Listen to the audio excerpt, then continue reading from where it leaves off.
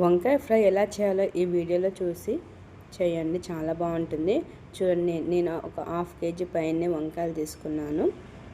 ఈ సైజు ఉన్న వంకాయలు తీసుకోండి, చాలా బాగుంటుంది వంకాయ ఫ్రై అనేది. ఇంకా సన్నగా కట్ చేసుకొని పెట్టుకోండి. ఇంకా మనం పెనం తీసుకొని 2 టేబుల్ స్పూన్ ఆయిల్ వేయండి. కొంచెం ఆయిల్ ఎక్కువ వేస్తే బాగుంటుంది. ఇంకా తగినన్ని సాసోలు,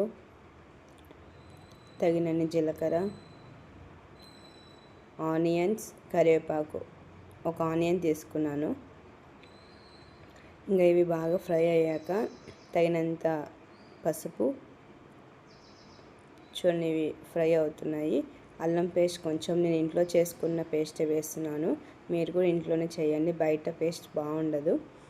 ఇంక ఇవన్నీ వేగిపోయాక మనం ఏవైతే కట్ పెట్టుకున్న వంకాయ, మనము ఎలా అయితే చిన్న చిన్నగా కట్ చేసుకుంటే తొందరగా వేగిపోతాయి, కొంచెం పెద్దగా కట్ చేసుకుంటే అవి కూడా వేగుతాయి, కానీ కొంచెం టైం పడతాయి. మీరు ఇలా కట్ చేసుకొని వేసుకోండి, బాగుంటుంది. ఒక 10 మినిట్స్ వరకు సిమ్లో పెట్టి వేయించండి. చూడండి, నేను మూత తీస్తున్నాను.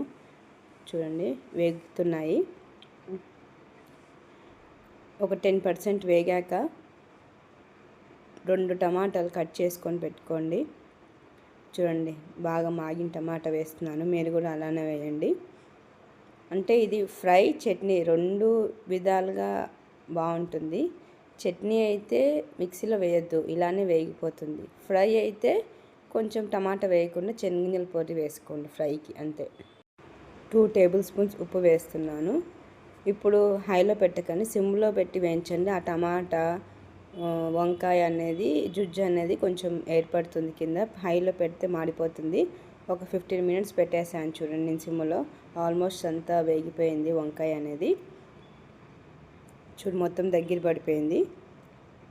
ధనియాల పొడి 2 టేబుల్ స్పూన్స్ వేయండి, బాగా కలపండి. ఇంకా మనం శనగగింజల పొడి రెడీ చేసుకుని పెట్టుకున్నాము. నేను ముందుగానే శనగగింజలు వేయించుకొని పొట్టు తీసుకొని పెట్టుకున్నాను. ఒక 5 నుంచి 6 ఒట్టిమిరపకాయలు తీసుకోండి. ఇంకా శనగగింజలు తగినన్ని. ఇంకా మనం ఇది పొడి చేసుకొని పెట్టుకుందాము. ఇంకా మీకు దీంట్లో కావాలంటే తెల్లగడ్డ కూడా వేసుకోవచ్చు. చూడండి, ఒక 10 మినిట్స్ పెట్టేశాను, మొత్తం ఆల్మోస్ట్ వేగిపోయింది.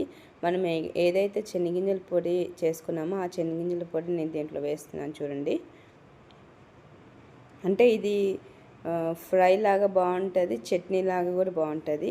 ఏమంటే మనం మిక్సీలో వేయట్లేదు, మామూలుగా నూనెలోనే వేయిస్తున్నాము. ఇది ఆల్మోస్ట్ అంతా చట్నీ లాగానే రెడీ అయిపోతుంది. చూడండి, మా ఛానల్ లైక్ చేయండి, సబ్స్క్రైబ్ చేయండి, షేర్ చేయండి. ఇది అన్నంలోకి బాగుంటుంది.